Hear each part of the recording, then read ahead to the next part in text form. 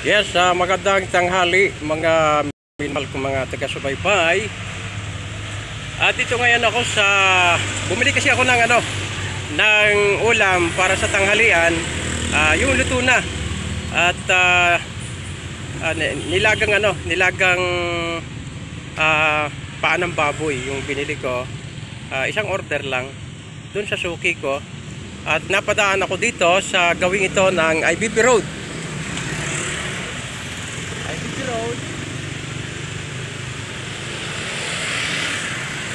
So may nagano dito, pinutol na kasi yung mga sanga dito ng punong kahoy na nakahulay sa kalsada upang sa ganon meron kasi mga kable na kuryente na kinakailangan pag dumaan ng malakas na hangin hindi sumampa ang mga sanga ng puno sa mga kable ng kuryente, sapagkat ito ay pinag-uumpisa nito ng pinagkukos ng sunog pagka ang mga sanga ng puno ay nakahulay sa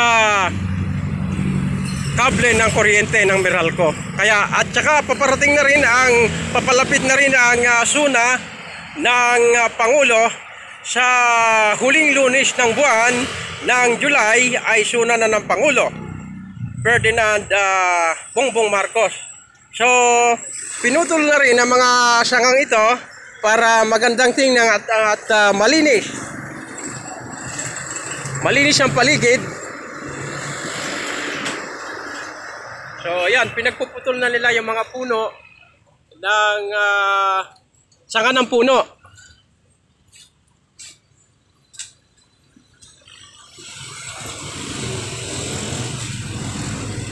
Dahil yun na nga, nalalapit na nga asuna ng Pangulo sa darating na huling Lunes ng buwan ng July.